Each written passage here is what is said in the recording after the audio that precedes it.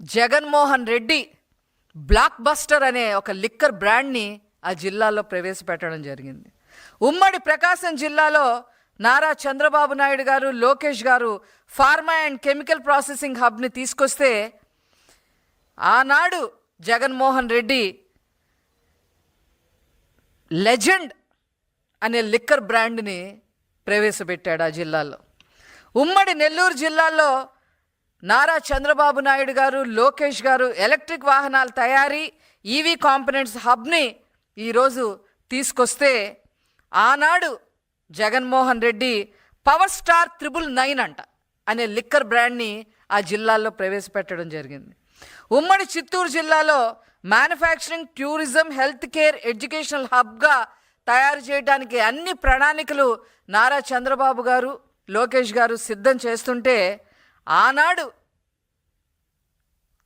Jaganmohan Reddy 7th haven అని చెప్పి ఒక లిక్కర్ బ్రాండ్ తీసుకురావడం జరిగింది. ఉమ్మడి అనంతపూర్ జిల్లాలో రెన్యూవబుల్ సోలార్ మిషన్ హబ్ తయారీకి లోకేష్ గారు, నారా చంద్రబాబు నాయుడు గారు ఈరోజు ముందుకొస్తే ఆనాడు 7th హెవెన్ అని చెప్పి ఒక లిక్కర్ బ్రాండ్ని ఆ జిల్లాల్లో జగన్మోహన్ రెడ్డి గారు ప్రవేశపెట్టడం జరిగింది. ఉమ్మడి కడప జిల్లాలో ఈనాడు ఐటీ టెక్ స్టార్టప్ హబ్గా నారా చంద్రబాబు నాయుడు గారు, లోకేష్ గారు తీసుకొస్తే ఆనాడు జగన్మోహన్ రెడ్డి స్పెషల్ స్టేటస్ అనే లిక్కర్ బ్రాండ్ని ప్రవేశపెడతాం జరిగింది. ఉమ్మడి కడప జిల్లాల్లో నారా లోకేష్ గారు, నారా చంద్రబాబు నాయుడు గారు ఐటీ టెక్ స్టార్టప్స్ హబ్స్ని తీసుకొస్తుంటే ఆనాడు Jaganmohan Reddy special status, bachelor choice, young star అనే లిక్కర్ బ్రాండుల్ని తీసుకురావడం జరిగింది. ఇది ఈనాడు